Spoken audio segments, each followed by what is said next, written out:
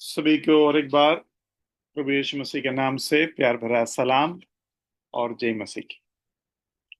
और एक बार सभी से मिलने के लिए प्रभु ने मौका दिया, इसके लिए प्रभु को धन्यवाद करता हूँ।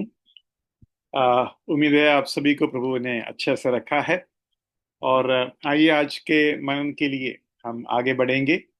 हम इन दिनों में क्या देख रहे, हम देख रहे थे कि प्रभु का अ, वचन में, नया नियम में 14 गुप्त अ, उपदेश है। 14 मिस्ट्री डॉक्ट्रिन्स। उन 14 जो गुप्त या अ, भेद जो वचन में हैं, उसके ऊपर हम ध्यान देने का कोशिश कर रहे थे। और उसके बाद हमने देखा कि परमेश्वर के राज्य के अंदर परमेश्वर कुछ भेदों को रखा है। परमेश्वर के राज्य, द किंगडम ऑफ गॉड। तो वो जो किंगडम ऑफ गॉड को तीन रूप से हमने पिछली बार डिवाइड किया। तीन रूप से डिवाइड किया। एक है in a general way the kingdom of God. एक है, दूसरा है in a spiritual way the kingdom of God.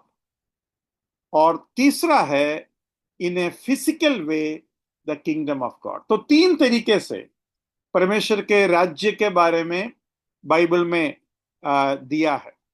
हमने देखा कि जनरल रूप में, सामान्य रूप में देखा जाएगा, आज इंडिया में बीजेपी रूल कर रहा है, अमेरिका में ट्रंप रूल कर रहा है, रशिया में पुतिन का राज चल रहा है। ये सब होने के बावजूद भी इन सारे लोगों के ऊपर परमेश्वर राज्य करता है। यही बात बाबिलोन के सम्राट नबूकदनेस्सर को समझ में आया। उसने सोचा मैं अपना राज कर रहा हूं और मेरे नीचे 100 से ज्यादा राज्य है, तो मैं बड़ा हूं। बाद में नबूकदनेस्सर को समझ में आ गया कि ओवरऑल सभी के ऊपर परमेश्वर है। God is the one who rules. He will decide who will continue or not.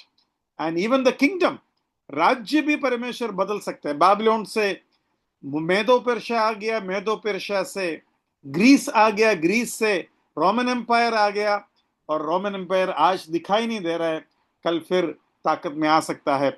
मतलब सत्ता में आने के लिए हम जैसे सोचते हैं कोई भी नहीं आते हैं। परमेश्वर का नियंत्रण उन सारे चीजों में है। ये पिछली बार हमने देखा। हमने ये भी देखा एक आत्मिक राज्य चल रहा है। एक आत्मिक राज्य चल रहा है, और उसमें भी हमें समझ में आना है कि आत्मिक राज्य जो चलता है वो सांसारिक रूप से लोगों को समझ में नहीं आएगा, है ना। लेकिन जो उद्धार पाए हुए लोगों को परमेश्वर का राज्य का समझ मिलेगा। In a spiritual way there is a kingdom of God which only God's children senses it, realizes it, discerns it. ये बात आपको समझ में आना जरूरी है।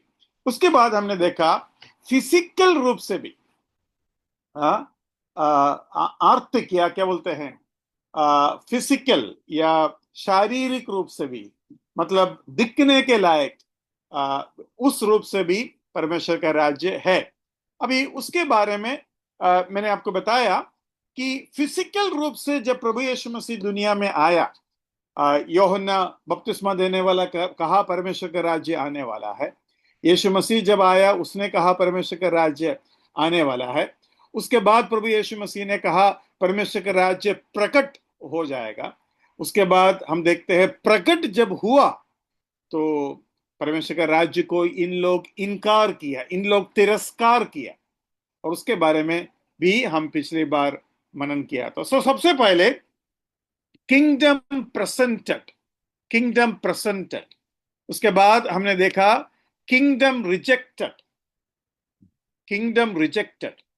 उसके बाद हमने देखा the kingdom in mystery. Kingdom in mystery को आज हम देखेंगे। लेकिन किंगडम प्रेजेंटेड और किंगडम रिजेक्टेड हमने पिछली बार देखा था। रिजेक्टेड जो विषय है उसको थोड़ा सा और मैं छूऊंगा, लेकिन किंगडम प्रेजेंटेड मैंने आपको बताया। अभी किंगडम प्रेजेंटेड में भी और एक चीज है, देखो, यूहन्ना बपतिस्मा देने वाला कहा परमेश्वर का राज्य आ रहा है, हाँ? तब यीशु मसीह प्रकट भी नहीं हुआ, यीशु मसीह को कोई पहचानता भी नहीं है। लेकिन उसके बाद हम देखते हैं, आ, उसके बाद हम देखते हैं कि प्रभु यीशु मसीह को पेश किया, कि प्रभु यीशु मसीह को पेश किया तो प्रभु ने कहा परमेश्वर का राज्य आ रहा है, और प्रभु ने कहा तुम्हारे बीच में परमेश्वर का राज्य है। इस तरीके से प्रभु ने उनको बताया। यहाँ एक दिलचस्प चीज हमने देखा, वो ये है कि प्रभु यीशु मत्ती के सुसमाचार में प्रभु यीशु मसीह का राज्य और प्रभु यीशु मसीह को राजा के रूप में पेश कर रहा है, हाँ? मरकोस प्रभु यीशु मसीह को दास के रूप में, लूकोस प्रभु यीशु मसीह को मनुष्य के रूप में, और यूहन्ना यीशु मसीह को परमेश्वर के रूप में पेश कर रहा था। तो हमने देखा कि मत्ती का एक, उसका पहला वचन ही कैसा शुरू करते हैं, the son of Abraham, the son of David, Jesus Christ and his genealogy. प्रभु यीशु मसीह, सॉरी, अब्राहम का संतान, दाऊद के संतान, यीशु मसीह का वंशावली। इस तरीके से मत्ती 1:1 में लिखा है। उसके मतलब परमेश्वर यीशु मसीह को राजा के रूप में पेश करने का शुरुआत मत्ती कर रहा है। तो मत्ती जो है परमेश्वर के राज्य के बारे में बताते हैं, इसलिए 4:17 में हम पढ़ते हैं परमेश्वर के राज्य निकट आ चुका है कर कर उधर बताया जा रहा है।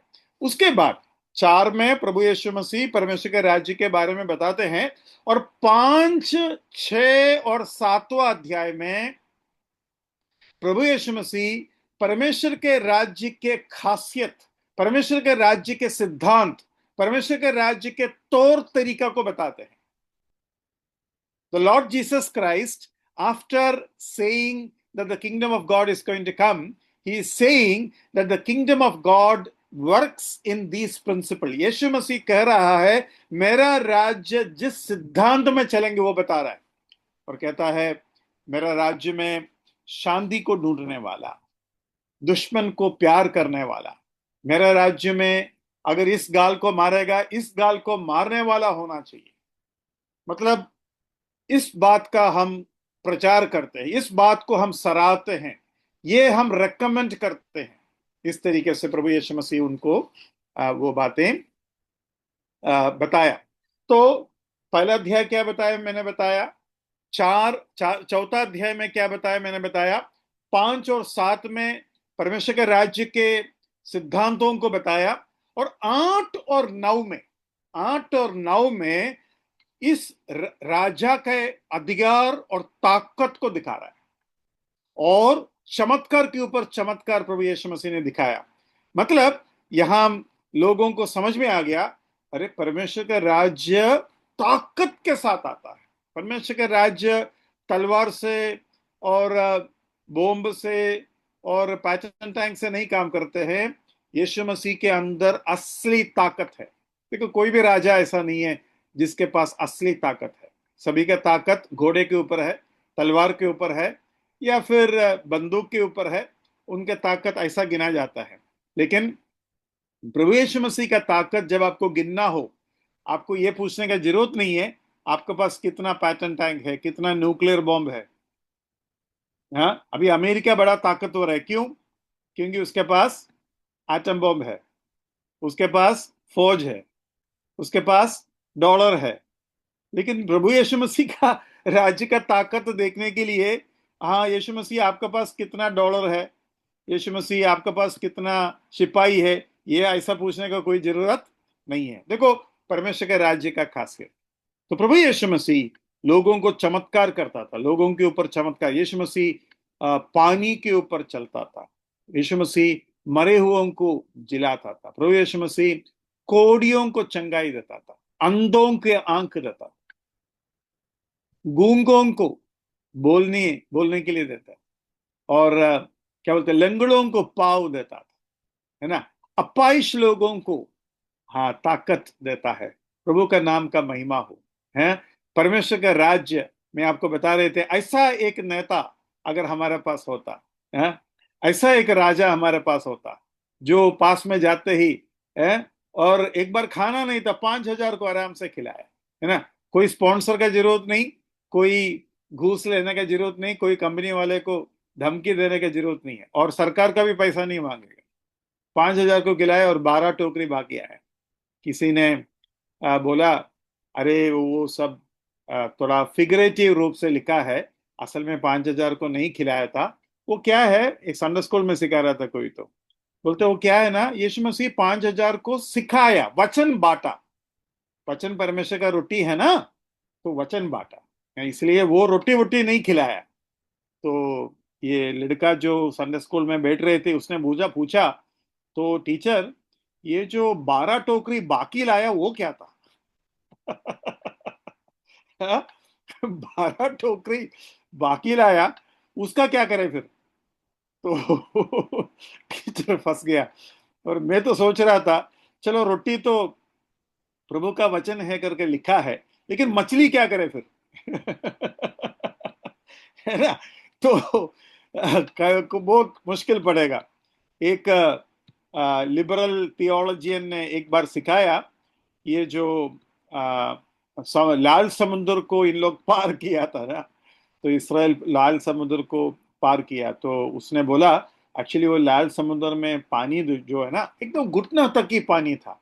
वो कम पानी वाला एरिया से प्रभु परमेश्वर ने इसराइल लोगों को पार करवाया, और बोला देखो लाल समुद्र को पार करवाया। तो ये एक बुढ़ी औरत को बोला था।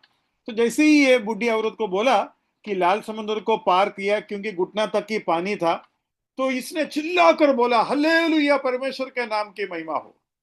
ये आदमी ने बोला, अरे घुटना तक पानी को पार करने के लिए कौन सा परमेश्वर को महिमा दे रहे हैं आप? तो बोलता है, घुटना तक पानी में पूरे मिस्र देश के फौज और उसके घोड़ों को डुबा दिया परमेश्वर ने। ये तो बहुत बड़ा चमत्कार है। तो तो कभी परमेश्वर के चमत्कार को कभी हल्का नहीं लेने का। लेकिन सच है कि आज बहुत से लोग झूठा चमत्कार दिखाकर परमेश्वर के चमत्कार बोलने का कोशिश करते हैं। ये जरूर एक दुख की बात है। तो प्रभु के नाम की महिमा हो। हम देखते हैं परमेश्वर का राज्य फिजिकल कैसा है। तो उस फिजिकल में मैंने आपको बोला, पहले अध्याय में उसका हेडिंग दिया, अब्राहम का पुत्र, दाऊद का पुत्र, यीशु मसीह का वंशावली, मतलब राजा का बेटा है, दाऊद राजा का संतान, सन ऑफ डेविड। वो प्रूव करते हैं। चौथा अध्याय में यीशु मसीह राज्य को पेश करते हैं। 5, 6 और 7 में राज्य के सिद्धांत, राज्य कैसा चलेगा, राज्य का मैनिफेस्टो पेश करते हैं। और 8 और 9 उनके ताकत को पेश करते हैं। मतलब परमेश्वर का राज्य एक बार शुरू हो जाएगा, फौज का कोई जरूरत नहीं। आपको मालूम है मिलीनियम में, या आने वाला 1000 साल का राज्य यीशु मसीह आने वाला है, ये आप जानते हैं। और जब यीशु मसीह आएगा, परमेश्वर का राज्य 1000 साल के लिए चलेंगे। तब जितना भी आर्मामेंट्स है, जितना भी फौजियों का चीजें हैं, वो सब जो है किसके लिए इस्तेमाल करेगा, क्या बोलते हैं, एग्रीकल्चर के लिए इस्तेमाल करेगा या खेती के लिए इस्तेमाल करेगा। जबकि बाइबल में यह भी लिखा है कि खेती इतना उत्तम रूप से खेती होगा उस समय पर कि एक छोटा सा गुंडा के अंदर से एक गांव को खिला सकते हैं। तो आप बोलेंगे फिर इतना सब खेती करने का क्या जरूरत है? पूरे दुनिया के फौज के चीजें, हथियार लेकर उसको हल चलाने का चीज बनाने का क्या जरूरत है? क्या उत्तर देंगे आप? क्या उत्तर देंगे? आपको समझ में आ गया ना? परमेश्वर के 1000 साल के राज्य के समय पर खाना भरपूर है, और एक घुंडा से भी इतना फसल आएगा कि आराम से एक गांव खा सकते हैं, एक गुंडा के अंदर से भी। तो फिर पूरे दुनिया के हथियार को लेकर एग्रीकल्चरल टूल्स बनाने का क्या जरूरत है, और पूरा दुनिया में इतना ज्यादा खेती करने का क्या जरूरत है? क्या बोलेंगे आप?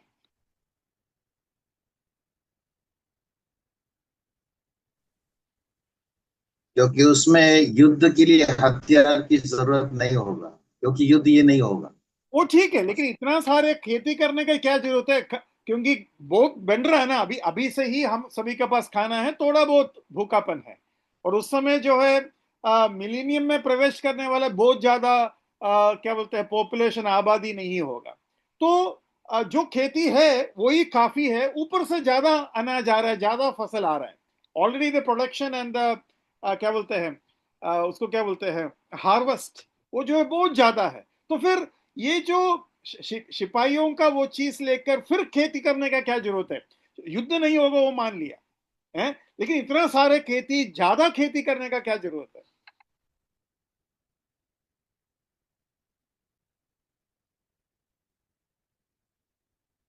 मेरा प्रश्न समझ में आ गया ना? ठीक है।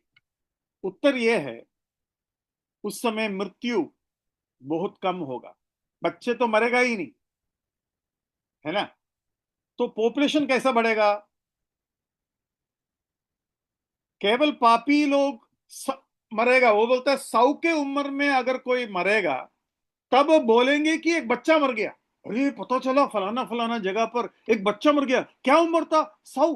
अरे केवल 100 उम्र था उसका। अरे अरे, बेचारा एकदम बचपन में ही मर गया, ऐसा बोलेंगे।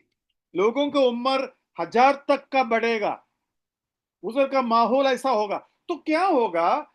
जब आदमी मरेगा ही नहीं तो 1000 साल में पॉपुलेशन कितना होगा?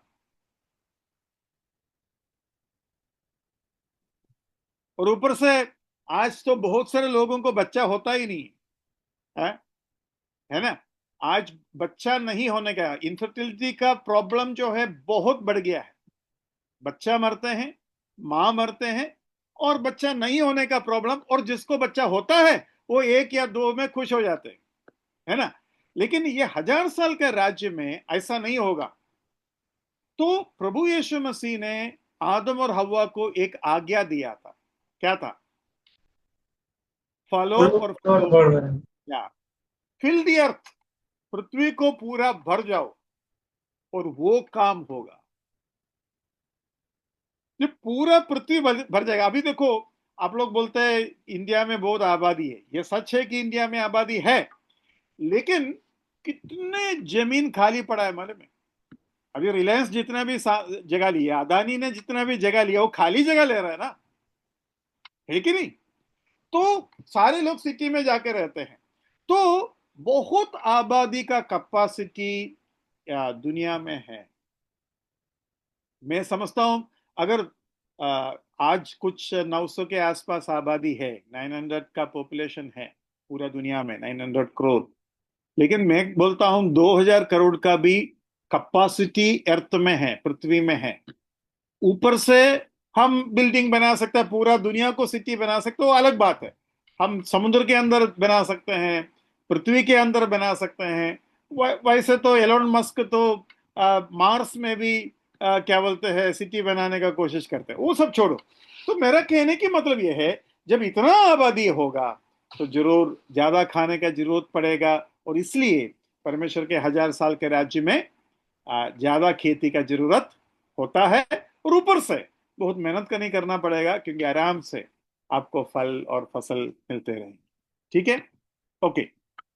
तो उसके बाद 8 और 9 में ताकत दिखाने के बाद 10वां अध्याय में परमेश्वर यीशु मसीह अपने चेलों को भेज रहा है परमेश्वर के राज्य के बारे में बताने के लिए। परमेश्वर का राज्य आया है, मसीहा आया है, राजाओं के राजा आया है, कर कर यीशु मसीह चेलों के द्वारा बता रहा है, और चेले इस यीशु मसीह के ताकत को प्रकट कर रहा है।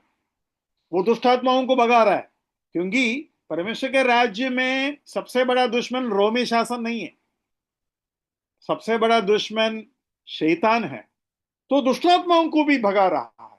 तो ये बात भी हम उधर आपको देखने को मिलता है। ओके। तो उसके बाद यीशु मसीह का जब पूरे तरीके से परमेश्वर का राज्य का मैनिफेस्टेशन हो गया, प्रेजेंटेशन हो गया, तो यीशु मसीह का वो राज्य को रिजेक्ट किया, पब्लिकली रिजेक्ट किया, रिलीजियसली भी रिजेक्ट किया। पब्लिक रिजेक्शन और रिलीजियस रिजेक्शन 11वां अध्याय में, 10वां अध्याय में सारे जगह पर परमेश्वर के राज्य के बारे में चेले लोग जाकर बताए। 11वां अध्याय उसके 20वां वचन में हम देखते हैं प्रभु यीशु मसीह को लोग रिजेक्ट कर रहा है, पॉलिटिकल रिजेक्शन देख रहा है। 12वां अध्याय में रिलीजियस रिजेक्शन भी देख रहा है। तो दोनों जगह पर हम देखते हैं आ, जो है रिजेक्शन हो रहा है। ये बात हमने देख लिया। जब इस तरीके से रिजेक्शन हुआ तो प्रभु यीशु मसीह अपना मैसेज को चेंज किया। मैसेज को चेंज किया। क्या था मैसेज? मैसेज यह था कि प्रभु यीशु मसीह कहता है कि अब से तुम्हारे ऊपर हाय, जो तुम्हारे साथ हुआ, तुम्हारे साथ जो प्रकट हुआ परमेश्वर का राज्य, अगर वो और कोई देश में प्रकट हुआ करता या होता तो उन लोग मन फिराते और उन लोग जो है प्रभु को स्वीकार करते। इसलिए प्रभु भी उनको रिजेक्ट करते हैं। लेकिन जब आत्मिक रूप से भी रिजेक्ट किया तो प्रभु यीशु मसीह कहता है जोना जब अन्य जातियों के पास गए, अन्य जाति लोग स्वीकार किया। शेबा रानी सुलेमान के पास आए और सुलेमान ने स्वीकार, सॉरी, शीबा ने स्वीकार किया। तो एक तरीके से तुम्हारे पास से राज्य अन्य जातियों के पास जा रहा है कर कर प्रभु बता रहे। और जब ऐसा बताया, वो 13वां अध्याय में आपको दिखाई देता है। 13वां अध्याय में हमने कुछ कनेक्शन उधर आपको बताया। मैंने आपको बोला ये जो भी बात है मैंने बोला, आपने ध्यान दिया कि नहीं पता नहीं, वो कैसा श्रेणी में आता है, कैसा क्रम में आते हैं, है ना? है? 4 में परमेश्वर का राज्य, 5, 6, 7 में जो है उसका ताकत, सॉरी, उसका प्रेजेंटेशन, क्या बोलते हैं, 8 और 9 में उसके ताकत, 10वां अध्याय में पूरे इसराइल को चेलों के द्वारा बताना, फिर 11वां अध्याय में पब्लिक रिजेक्शन, 12वां अध्याय में स्पिरिचुअल रिजेक्शन। उसी श्रेणी में वो क्रम में आ रहा है। वो क्रम में आने के बाद 12वां अध्याय का 24 में रिजेक्शन हो गया। 12वां अध्याय के 40 से लेकर 42 तक जोना और शेबा के बारे में यीशु मसीह बताते हैं। और तुरंत 43 में देखो वो क्या बताते हैं, जरा पढ़िए। 40 से 42 पढ़िए, 40 से 42, 12वां अध्याय का। योना 3 रात दिन जल जंतु के पेट में रहा, वैसे ही मनुष्य का पुत्र 3 रात दिन पृथ्वी के भीतर रहेगा। नीनवे के लोग न्याय के दिन इस युग के लोगों के साथ उठकर उन्हें दोषी ठहराएंगे, क्योंकि उन्होंने योना का प्रचार सुनकर मन फिराया, और देखो यहाँ वह है जो योना से भी बड़ा है। हाँ, देखो योना ने जो छोटा सा चीज बताकर निनवे को मनफिराव में लाया, लेकिन मैं इतना बड़ा काम कर कर परमेश्वर के राज्य को तुम्हारे सामने पेश किया और योना से बड़ा मैं हूं, और फिर भी तुमने उसको स्वीकार नहीं किया। तो ये आपने 40 से 42 तक पढ़ा। तो तुरंत 43 में क्या बोलते हैं, पढ़ो। जब अशुद्ध आत्मा मनुष्य में से निकल जाती है तो सूखी जगहों में विश्राम ढूंढती फिरती है और पाती नहीं। हाँ, तो फिर आगे क्या करते हैं? तब कहती है, मैं अपने उसी घर में जहां से निकली थी लौट जाऊंगी, और लौटकर उसे सूना, झाड़ा बुहारा और सजा सजाया पाती है।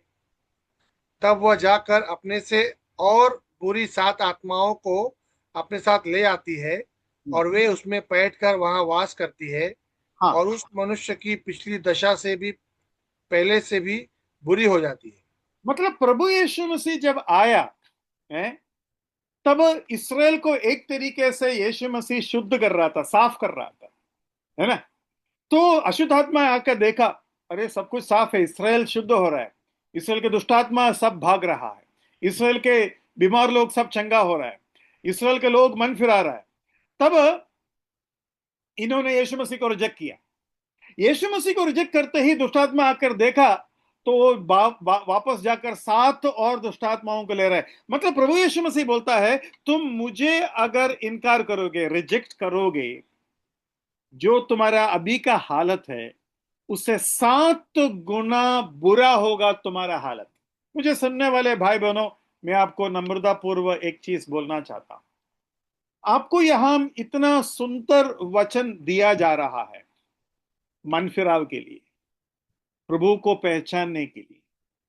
और जब इस अच्छे मौके को आप हल्के से लेते हैं, उसको आप गंभीरता से नहीं लेता हैं, कैजुअली लेते हैं।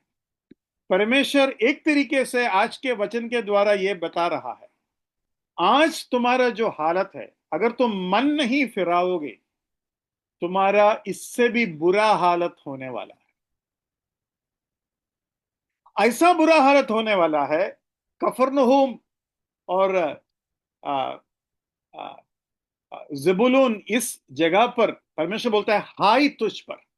ऐसा बुरा हालत होने वाला है कि निनवे के लोग आकर उस दिन तुम्हारे ऊपर न्याय करेगा। ऐसा बुरा हालत होने वाला है जो एक दुष्टात्मा का जगह पर 7 दुष्टात्मा तुम्हारे ऊपर आएगा। मतलब आपको अगर मन फिराने का मौका आज प्रभु दे रहा है तो मन फिरावो। ये सबसे अच्छा दिन है। प्रभु यीशु मसीह, मैं मानता हूं मैं पापी हूं और मैं आपको मेरे हृदय में स्वीकार करता हूं एकमात्र प्रभु के रूप में। मुझे कल बहुत बहुत बहुत दुख हुआ। मेरा दूर के एक रिश्तेदार, उन लोग नामधारी मसीही लोग हैं, बहुत बाइबल पढ़ते हैं, बाइबल क्विज में वगैरह नेशनल मेडल लाते हैं।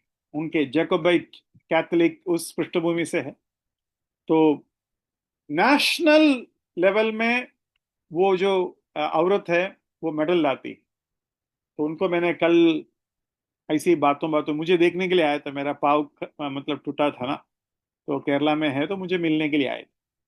मैंने बोला, क्या ये जो अन्य जाति लोग दुष्ट आत्माओं को, देवी देवताओं को सब प्रार्थना करते हैं, हाँ, उनके विश्वास उनको बचाएगा क्या, उनको उद्धार मिलेगा क्या? ये औरत नेशनल मेडल लाने वाली औरत है, बाइबल पढ़कर वो बोल रही है मुझे नहीं मालूम। मतलब वो बोलने के लिए तैयार नहीं हो रहा है, उसको डर हो रहा है, और वो ये बोलना चाहता अगर अच्छा है तो हो जाएगा। मैं बोला बाइबल ऐसा वो सब मुझे नहीं पता।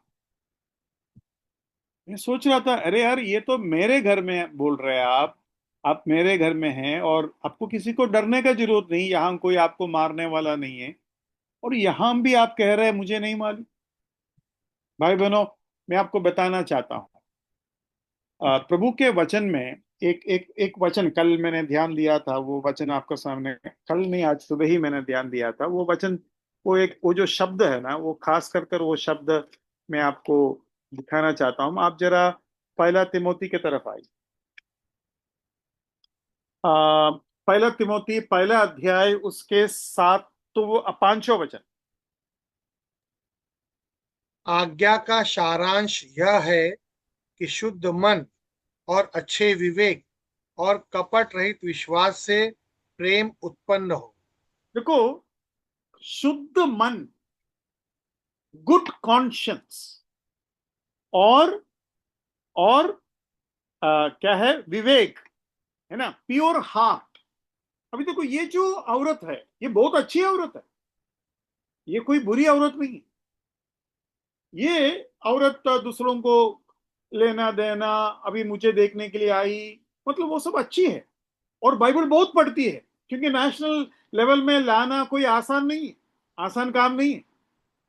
दिन रात बाइबल पढ़ती है, लेकिन जीतने के लिए वो भक्ति भक्ति की वजह से नहीं है कर कर मैं समझता हूं, क्योंकि उन्होंने इस तरीके का उत्तर दिया। तो यहां हम देखो, फ्रॉम ए गुड कॉन्शियंस, अभी वो भी प्यार करती है, लेकिन यहां लिखा है from a good conscience, sorry,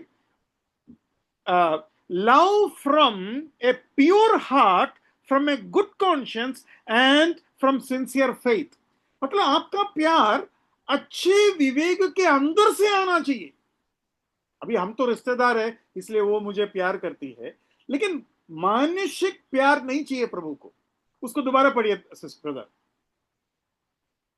आज्ञा का सारांश यह है कि शुद्ध मन और अच्छे विवेक और कपट रहित विश्वास से प्रेम उत्पन्न हो। हाँ, कपट रहित विश्वास है, कपट नहीं चाहिए। क्या यीशु मसीह ही परमेश्वर है? तो सोच रहा है क्या प्रभु यीशु मसीह के अलावा और कोई नाम बाइबल में है कि आकाश के नीचे मनुष्यों के बीच में हम उद्धार पाने के लिए और कोई नाम है या नहीं? तब बोलता है नहीं मालूम। अरे आपको नहीं मालूम? एक ही परमेश्वर है, हाँ, एक ही सृष्टि करता है, और मेरे सामने बोलने के लिए क्या प्रॉब्लम है? कम से कम मेरे सामने तो बोलो। नहीं, मुझे नहीं मालूम। देखो, यीशु मसीह ने पूछा, मैं किस अधिकार से यह करता हूं? तुमने मेरे से प्रश्न पूछा, इसलिए मैं तुमसे भी प्रश्न बोलता हूं। यूहन्ना के बपतिस्मा वो मनुष्य की ओर से है या परमेश्वर की ओर से है? उन्होंने सोचा परमेश्वर की ओर से है बोलेगा तो यीशु मसीह पूछेंगे फिर तुमने बपतिस्मा क्यों नहीं लिया? मनुष्य के ओर से है कर कर अगर बोल देंगे तो सारे लोग पत्थर फेंकेंगे, क्योंकि उन सभी को पता है कि यूहन्ना सच्चा भविष्यवक्ता था। तो ये आकर यही उत्तर दिया। यीशु मसीह ने कल मुझे यही बात सिखाया। ये औरत जब बोला कि मुझे नहीं मालूम, यीशु मसीह ने तुरंत यही बात मुझे सिखाया। ये पढ़े लिखे लोग यीशु मसीह को बोलते हैं मुझे नहीं, हमें नहीं मालूम। अच्छा, इसको बोलता है शुद्ध मन नहीं है, विश्वास तुम्हारा शुद्ध नहीं है। तो तुरंत ये औरत ने बोला हमको मालूम है मेरे अंदर ईश्वर है, मेरे अंदर यीशु मसीह है कर कर भी नहीं बोला, मुझे मालूम है मेरे अंदर ईश्वर है। मैंने बोला जिस दिल के अंदर ऐसा भावना है कि और भी उद्धार करता हो सकता है, और भी बचाने वाला हो सकता है, बचने के लिए और भी मार्ग है, उसके अंदर यीशु मसीह नहीं आएगा। मैंने उनको खुल्लम खुल्लम बोला यीशु मसीह ऐसे दिल में नहीं आएगा। तो बोलते मैं तुमसे बहस नहीं करना चाहता।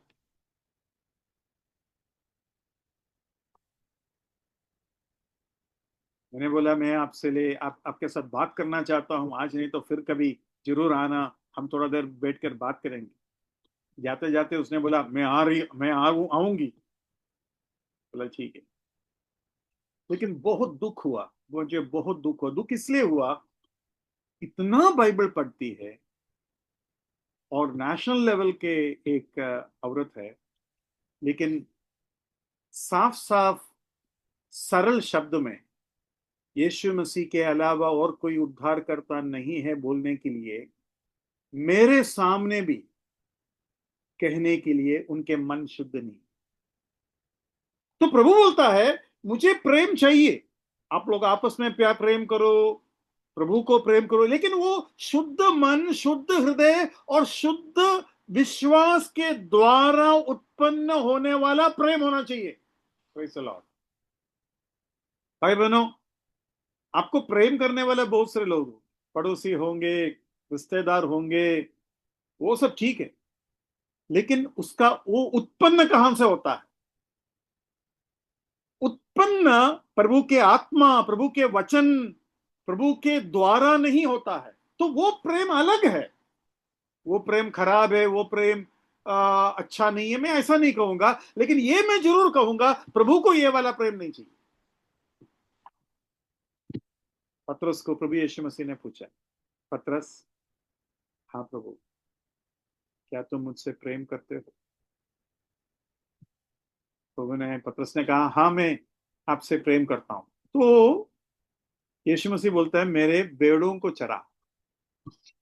अगर तुम्हारा प्रेम असली प्रेम है, तुम मेरे भाइयों को, मेरे बच्चों को, मेरे भेड़ों को प्यार करेगा।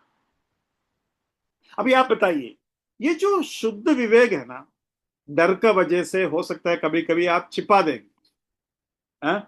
अगर सभी के सामने पूछेंगे, ट्रेन में पूछेंगे, है ना, दूसरे कट्टर विरोधियों के सामने, आतंकवादी के सामने पूछेंगे, तो कभी भी हमारे मन अशुद्ध हो सकते हैं। जैसे कि पतरस को एक लड़की ने पूछा, क्या तुम उसके शिष्य नहीं है? क्या तुम गलील से नहीं है? एक झटके में उसके मन अशुद्ध हो गया और कहा मुझे वो तो मालूम ही नहीं है, कौन है वो, मुझे मालूम नहीं है। लेकिन फिर उसने आकर रोया, बहुत रोया। तब उसके बाद प्रभु ने पूछा, पतरस, वो जो हुआ वो हुआ, वो चलो कोई बात नहीं, लेकिन तुम मुझे प्रेम करो, वो वाली प्रेम। कौन सा प्रेम? शुद्ध मन के अंदर से उत्पन्न होने वाला प्रेम। और पतरस कहता है, प्रभु आप तो सब कुछ जानते हैं, मतलब मेरा प्रेम का स्रोत आप जानते हैं, आपको मालूम है मेरा प्रेम शारीरिक नहीं है, मेरा प्रेम इसलिए नहीं कि आप यहूदी है, इसलिए नहीं कि आप चमत्कार दिखाता है, इसलिए नहीं कि आप मुझे कुछ देंगे, लेकिन मेरा प्रेम असली प्रेम है। ये सच है कि मैंने गलती की। भाई बहनों, आपका प्रेम यीशु मसीह के लिए जो है वो ऐसा नहीं हो जहां हम ब्रदरन लोग हैं, ब्रदरन ब्रदरन कलीसिया की जय हो अपोलोस की जय हो, पौलोस की जय हो। कृपया ऐसा मत कीजिए। कभी कभी कुछ लोग बोलते हैं, ब्रदर हम आपको बहुत चाहते हैं, ऐसा सब। आप मुझे नहीं जानते, मैं मनुष्य हूं। मैं मैं क्या बोलते हैं, मेरे अंदर कोई भलाई सचमुच में नहीं है। मैं ऐसा भी नहीं बोलना चाहता पौलुस के जैसा मैं बोलूं। मैं पौलुस के जैसा कैसे बोलूं? पौलुस तो मेरे से बहुत अच्छा है, मैं अच्छा नहीं। लेकिन प्रभु यीशु मसीह के पीछे जो जाते हैं, प्रभु यीशु मसीह के वजह से प्रभु यीशु मसीह को प्रेम करने वाले, वो प्रेम, ये वचन मुझे बहुत छुआ। इंग्लिश में ऐसे लिखा है, the purpose of the commandment is love from a pure heart, from a good conscience and from sincere faith. और ये बात को इस अध्याय में 2 या 3 बार बार बार जो है बताते हुए आपको मिलेगा। चलो वो भाग हम छोड़ते हैं, तो वापस आते हैं 12वां अध्याय में। मैंने आपको बताया 24वां वचन में राज्य को रिजेक्ट किया, 40 और 42 में योना और शेबा के बारे में बताया, 43 में क्या बोला कि अशुद्ध आत्मा मेरे बदले में तुम्हारे ऊपर आएगा। और उसके बाद 49 में प्रभु यीशु मसीह शारीरिक संबंध को भी तोड़ दिया। यीशु मसीह ने बोला, मेरा भाई और मेरा मां वो है जो मेरा पिता के आज्ञा को सुनता है। बहुत सारे लोग यीशु मसीह के मां है कर यीशु मसीह को मरियम से प्रार्थना करती है। मरियम अच्छी है, मरियम बुरी नहीं है, लेकिन प्रभु यीशु मसीह देखो क्या बोल रहा है, मेरी मां कौन है? मतलब आपको भी यीशु मसीह के मां बनने का वैकेंसी ओपन है, वैकेंसी ओपन है। उस वचन को हम पढ़ेंगे, 49 पढ़िए। और अपने चेलों की ओर अपना हाथ बढ़ाकर कहा, देखो मेरी माता और मेरे भाई ये है। हाँ, देखियो मेरी माता और मेरे भाई ये है। मतलब मेरे चेले, मेरे पीछे होने वाले, मुझे प्यार करने वाले, मेरा इच्छा करने वाले, वो है मेरे भाई और मेरे माता। तो ये बात आपको भी समझ में आना जरूरी है। चलो 12वां अध्याय खत्म हो गया, 13वां अध्याय शुरू हो गया। 13वां अध्याय का पहला वचन पिछली बार मैंने बताया था कि वो समुद्र के पार आया, घर को छोड़कर समुद्र के पार। जरा पढ़िए मैथ्यू चैप्टर 13 वर्स 1। उसी दिन यीशु घर से निकलकर झील के किनारे जा बैठा। घर से निकलकर झील के किनारे, मतलब he left the house and stood in front of the sea. Left the house. Israel was his house. Israel या यहूदी उनके घर थे, घराने थे। घर को छोड़ा और समुद्र में आया, समुद्र के पास आया। और समुद्र अन्य जाति को दिखाता है, समुद्र अन्य जाति को दिखाता है। जरा पढ़िए एशिया 17 का 12 और 13। हाय हाय, देश देश के बहुत से लोगों का कैसा नाद हो रहा है। वे समुद्र की लहरों के समान गरजते हैं। राज्य राज्य के लोगों का कैसा गर्जन हो रहा है। वे प्रचंड धारा के समान नाद करते हैं। ओके, तो उधर क्लियरली लिखा है कि 17 का 12 और 13 में क्लियरली लिखा है। देखो मैं हिंदी में भी इंग्लिश में भी पढ़ता हूं। वो to the multitude of many people who make a noise like the roaring of the sea। मतलब अन्य जाति लोगों को समुद्र को फिगरेटिवली प्रेजेंट किया है। Gentiles are figuratively presented as sea. And उसके बाद बोलता है who make a noise like the roar of the sea, and to the rushing of nations that make a rushing like the rushing of mighty waters. तो ये बात स्पष्ट है कि वचन अन्य जातियों को समुद्र का तरीके से देखता है। समुद्र में क्या है? पूरा पृथ्वी का गंदगी आकर जमा होता है। और पृथ्वी इतने साल में रिवर्स में जो भी, नदियों में जो भी गंदगी लोग डालते हैं, नहाते हैं, धोते हैं और सब कुछ करते हैं, कचरा फेंकते हैं, गंदगी फेंकते हैं, वो सब बह बह कर समुद्र में आते हैं।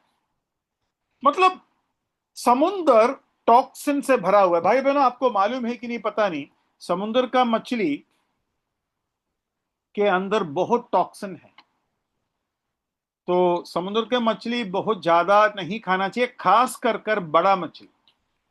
बड़ा मछली में टॉक्सिन ज्यादा है, और खास कर लेड जो टॉक्सिन है वो बहुत हाई लेवल में है।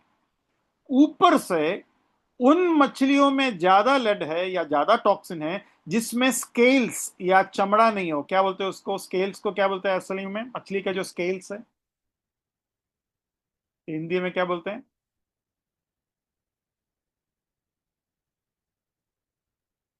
खाल, खाल, KHL। खाल, खाल। ओ खाल, ठीक है, ठीक है। तो आ, ये जो कुछ मछलियां हैं जिसमें खाल नहीं है, जैसे कि सुरमई, आपने ध्यान दिया होगा, सुरमे हो गया, बांगड़ा हो गया, इनमें सब खाल नहीं है। और ऐसे मछली ज्यादा चमकता होगा, ये भी आपने ध्यान दिया होगा। वो चमकने वाला जो चीज है ना, वो लेड और मरकुरी है। लेड और मरकुरी जिस मछलियों में ज्यादा है, खास कर जिसमें खाल नहीं है, उसमें ज्यादा चमक है। और जिसमें खाल नहीं है वो ऐसे मछलियां हैं जो लाश को भी खाते हैं, है ना। इसलिए पुराना नियम में लिखा है जिस मछलियों में खाल नहीं है उसको मत खाओ। वो तो पुराना नियम की बात है, आज वो लागू नहीं है। हिंदी में शल्क, कुछ लोग मराठी में खवले, ऐसा भी लिखा है। ठीक है, शल्क और खवले। Thank you brother. तो भाई बहनों, मैं आपको यह बताने का कोशिश करता हूं कि समुद्र को परमेश्वर इस तरीके से पेश किया है। तो घर से छोड़ा मतलब अपनों के पास आया, अपनों ने उन्हें स्वीकार नहीं की, इसलिए अपनों से भी ज्यादा पाप करने वाले, ज्यादा पापी लोगों के पास यीशु मसीह गए और उनको सुसमाचार सुनाया। तो किंगडम रिजेक्टेड के बारे में आपको समझ में आ गया। अभी हम तीसरा राज्य के बारे में देखना जा रहे हैं, वो है the kingdom in mystery. The kingdom in mystery, ठीक है।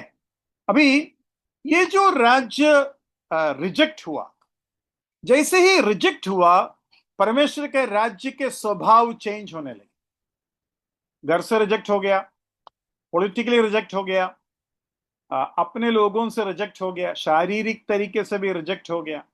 जब तीनों तरीके का रिजेक्शन हो गया, परमेश्वर यीशु मसीह बोलता है अभी मेरा राज्य मिस्ट्री वाला राज्य बनेगा। किंगडम इन मिस्ट्री मतलब अभी मेरा राज्य फिजिकल नहीं है, अभी मेरा राज्य स्पिरिचुअल बनेगा।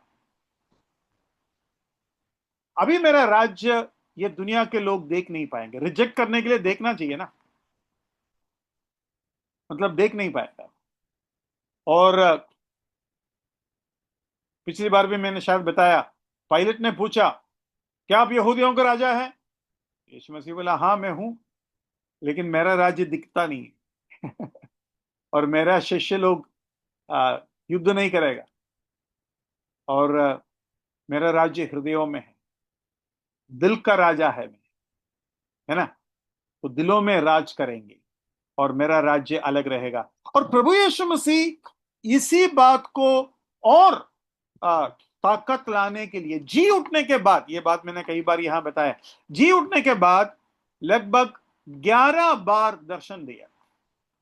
जी उठने के बाद लगभग 11 बार दर्शन दिया, और पहला दिन में ही 5 बार दर्शन दिया।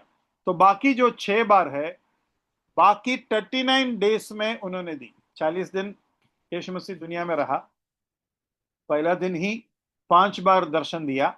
तो जो 6 बार बाकी बचा है, वो इस 39 डेज में दिया। मतलब इनको क्या बता रहे थे, शिष्यों को क्या बता रहे थे? देखो, परमेश्वर का राज्य अभी भी तुम्हारे बीच में है।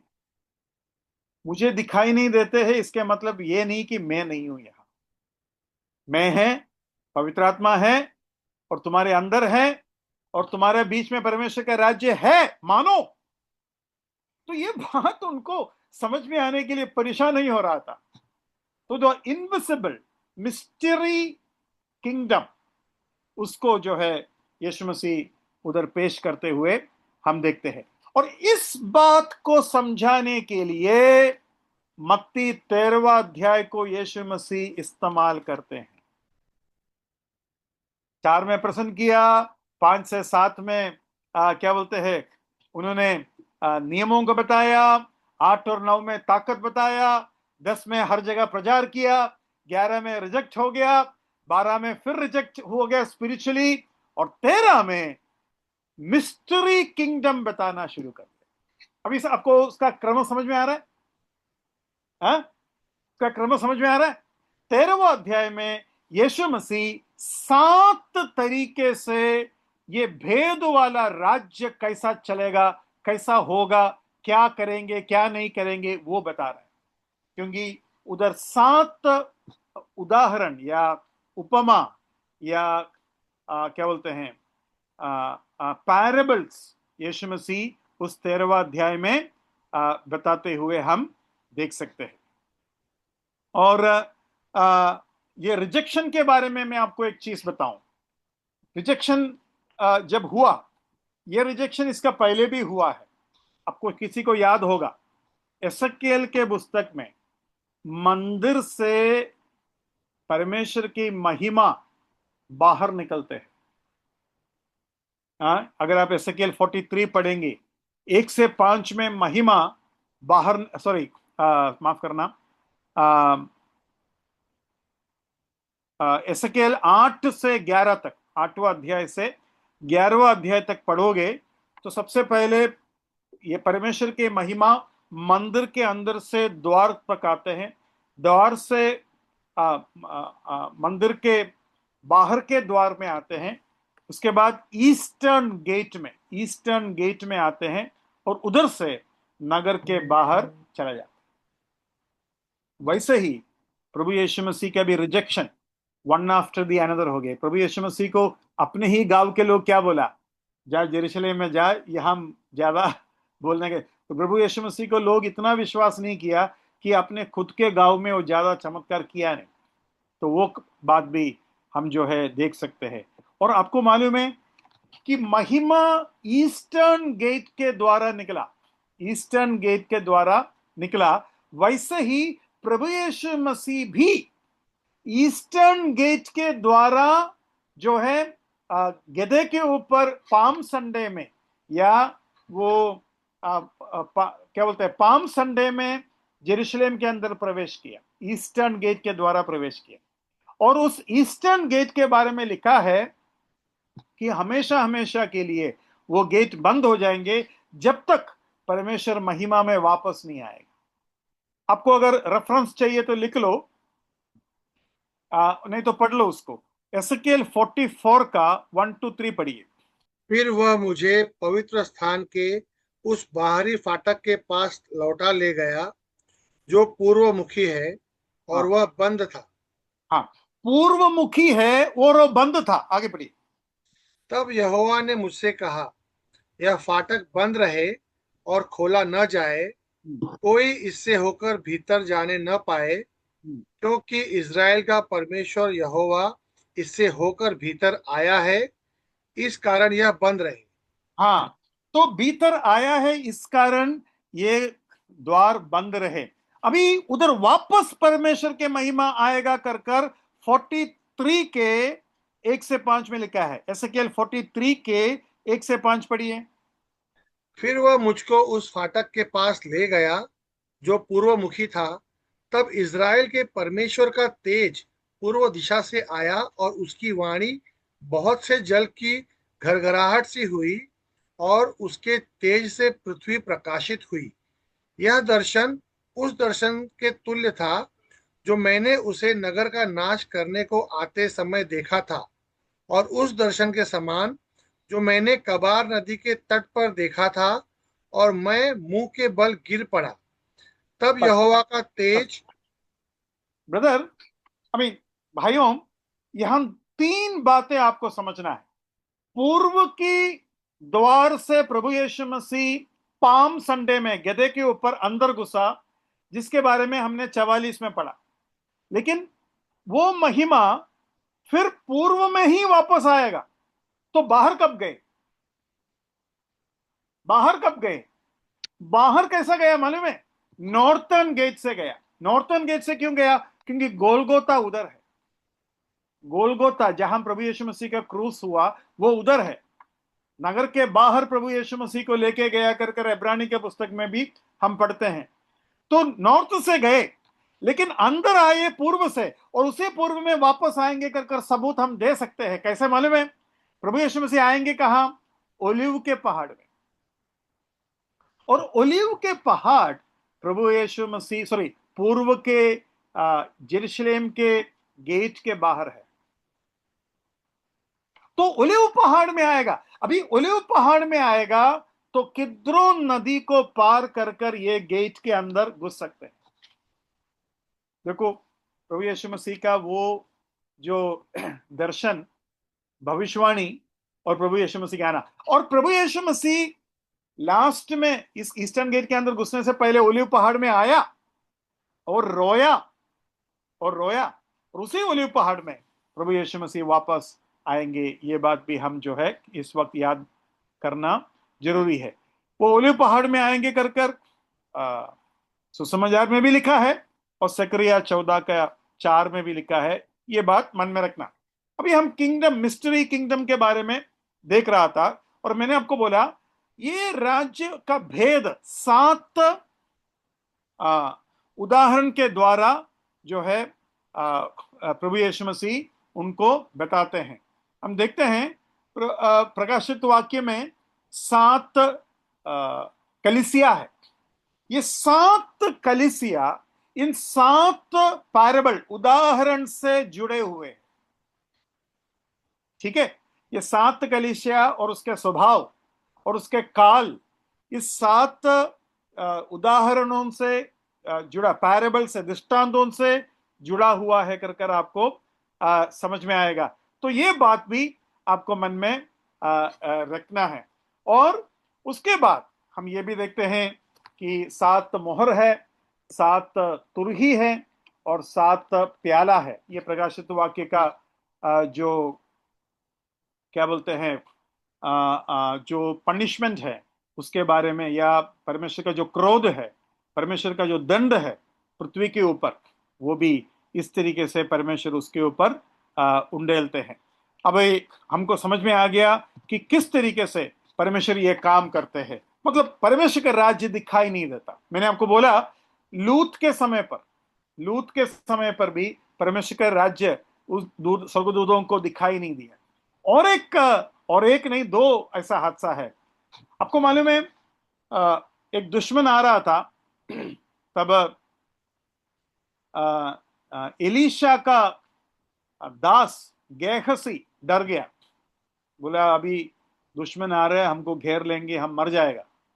तब एलीशा ने प्रार्थना किया परमेश्वर से, परमेश्वर इनको गेहसी के आंख खोल दो ताकि वो ये देखे कि आपका पहरा या आपका स्वर्गदूत हमको किस तरीके से संभाल रहा है।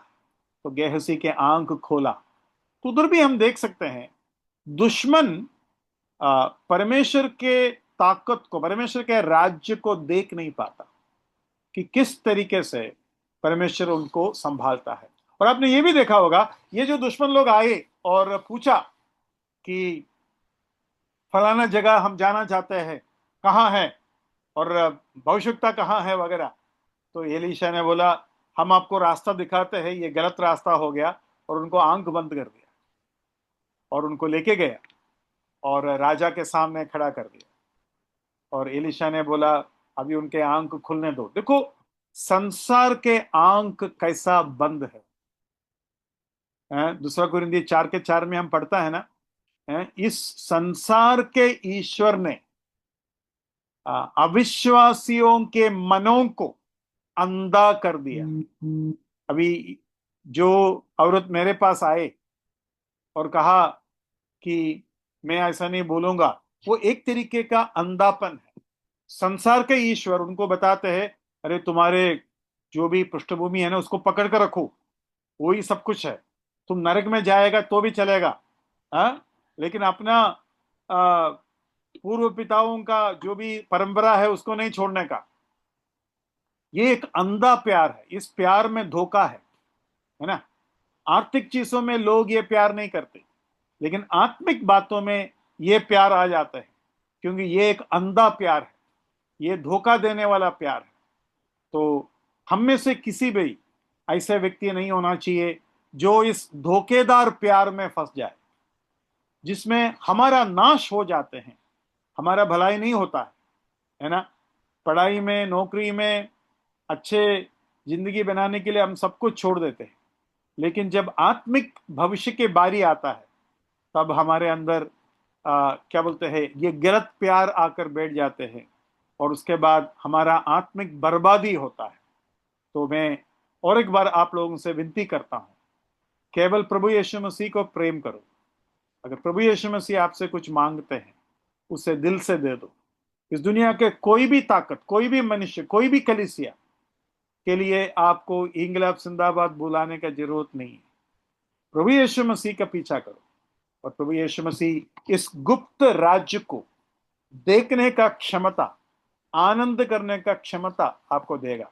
नहीं तो आप अंधा रहेंगे और जो घाटा आपको होगा उसका कोई अंदाजा आपको नहीं होगा। जो घाटा आपको होगा उसका कोई अंदाजा आपको नहीं होगा। अगर मैं उस पृष्ठभूमि में रहते जहां मैं था, मेरे साथ एक दोस्त भी थे, आज मैं मेरा दोस्त को बिल्कुल नहीं बता पाएगा कि कितना मैंने पाया और कितना आपने खोया। हम दोनों भक्त लोग थे, दोनों नौजवान थे, स्कूल में, कॉलेज में एक साथ पढ़ाई किया, लेकिन मैं विश्वास में आगे बढ़े और सच्चाई को समझा। जो चीज छोड़ना था उसको छोड़ा, प्रभु यीशु मसीह को पकड़ा। अभी वो क्या समझते हैं मालूम है, अरे ये भी प्रभु यीशु मसीह को पकड़ते हैं, मैं भी प्रभु यीशु मसीह को पकड़ता हूं, क्या फर्क है। मैं उसको समझा नहीं पाएंगे मैंने कितना पाया, मैं, मेरे अंदर कितना आशा है, कितना मैं प्रभु को जानता हूं, मैं प्रभु से कितना करीब हो चुका हूं और कितने सच्चाइयों को समझ चुका, कितने चीजें मुझे देखने को मिलता है, मैं देख सकता हूं।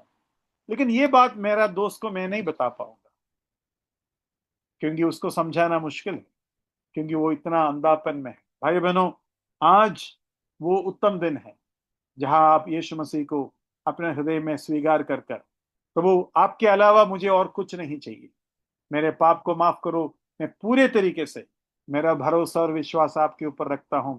अगर ये आप प्रभु यीशु मसीह से कहेंगे, आपका उद्धार हो जाएगा। प्रभु के नाम की महिमा।